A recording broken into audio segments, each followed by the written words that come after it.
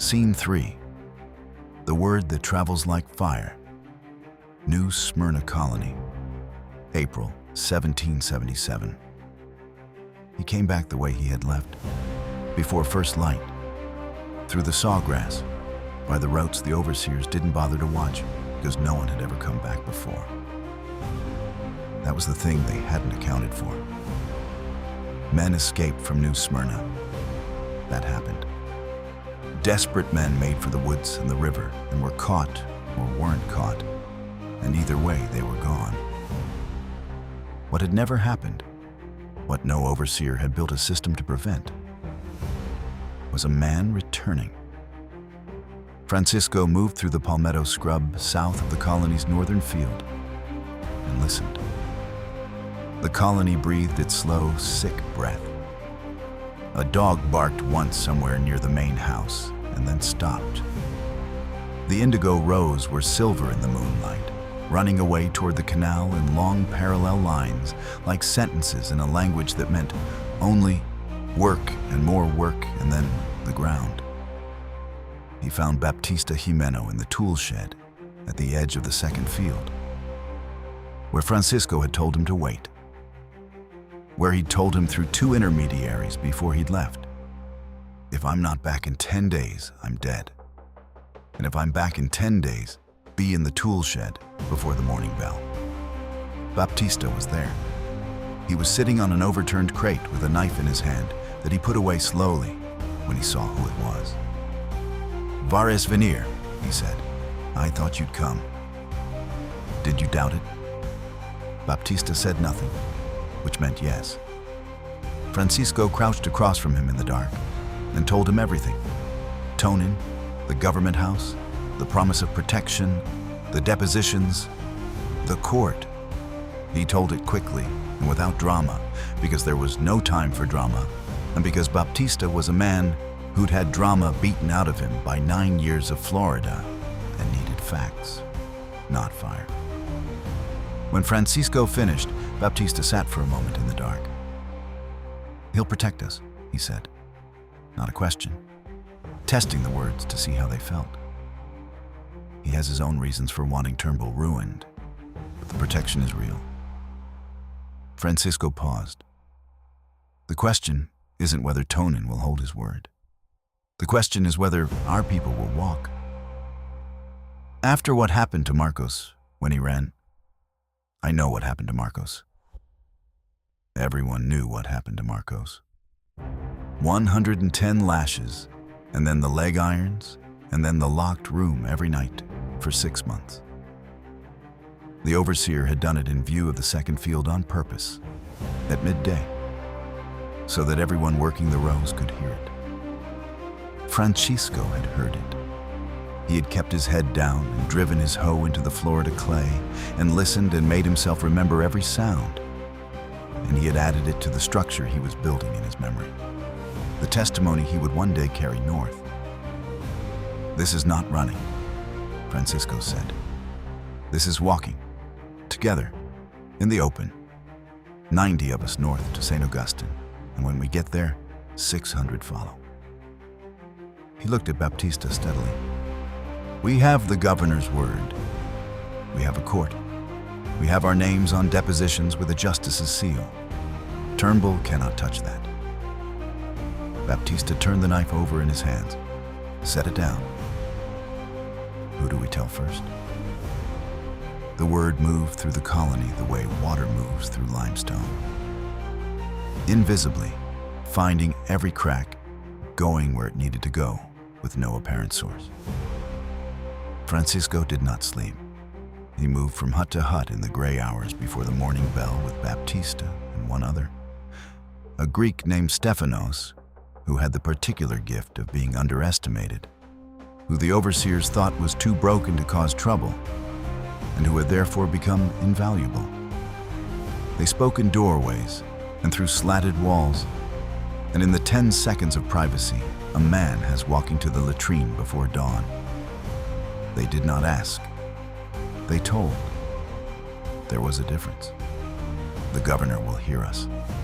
We go in 7 days. Tell no one who will tell the wrong person. tell everyone else. He found his own hut last. Margarita was awake. She had been awake, he suspected, since the moment he'd left.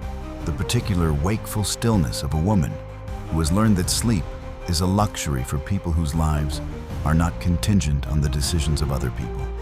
She looked at him in the doorway for a long moment. The children slept behind her in the dark, their small breathing filling the room. She crossed to him and put both hands flat against his chest, not an embrace, checking, making sure he was solid, that he was real and not the shape fear makes when it wants to look like something else.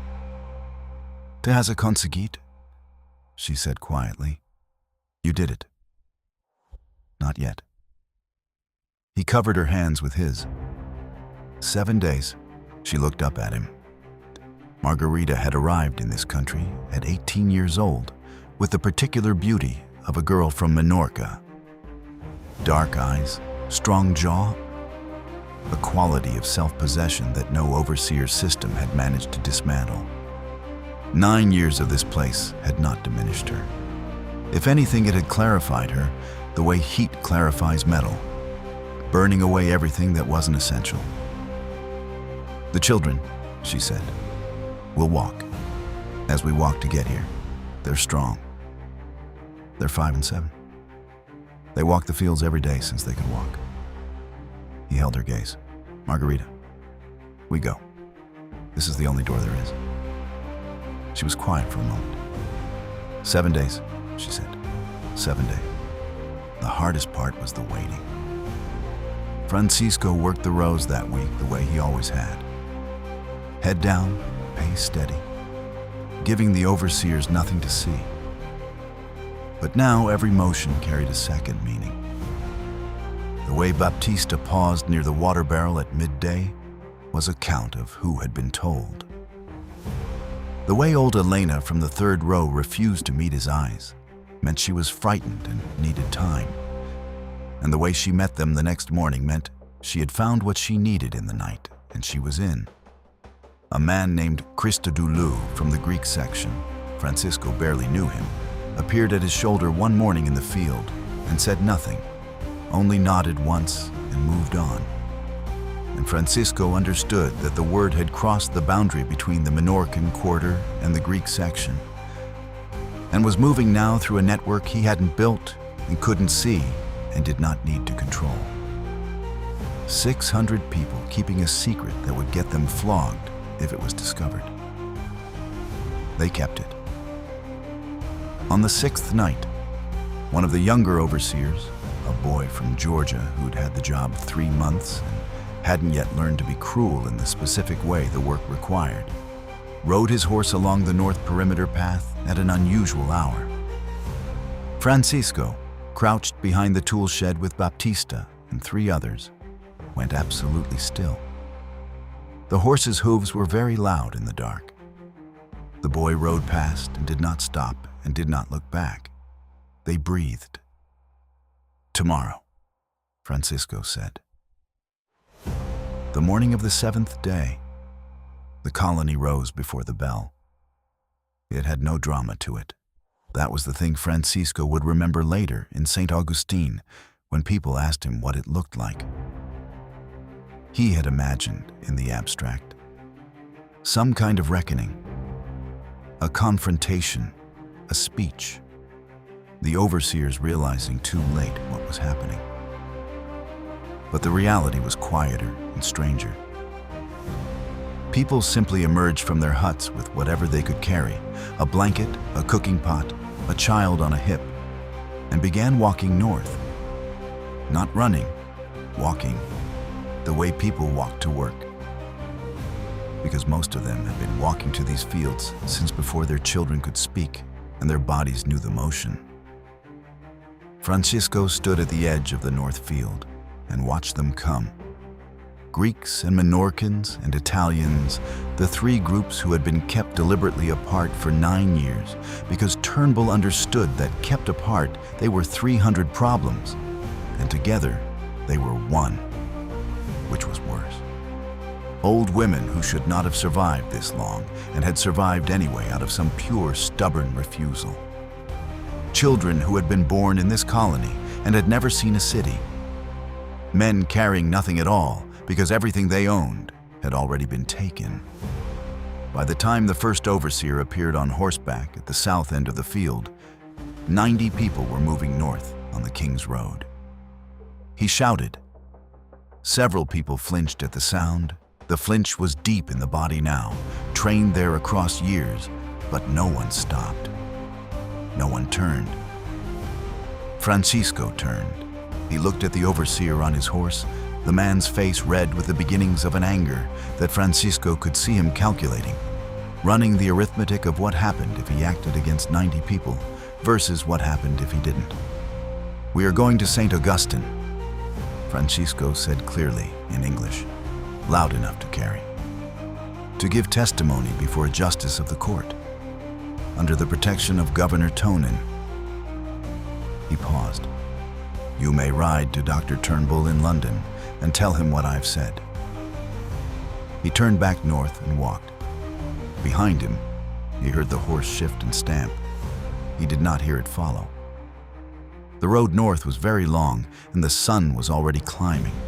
And somewhere ahead of him, Margarita was walking with both children, one hand each, and somewhere behind him, 600 more people were watching from doorways and field edges. And in a month, they would follow, because the word was already moving through the colony like fire through saw grass. The particular fire that starts small and cannot be stopped. He walked